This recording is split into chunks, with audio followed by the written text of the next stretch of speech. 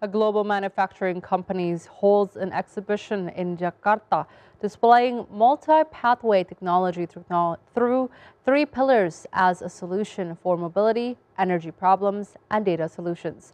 The event is part of the initiative Beyond Zero Mobility for Carbon Neutrality initiative held in Kemayoran, Jakarta.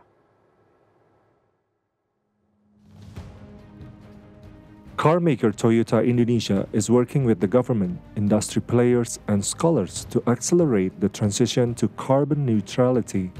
This exhibition is also part of the annual Indonesia Green Industry Summit, or IGIS. Visitors can test drive a variety of environmentally friendly vehicles, including flexi-fuel, HEV, and FCEV. Since 1971, Toyota Indonesia has been committed to building green ecosystems and sustainable mobility technologies.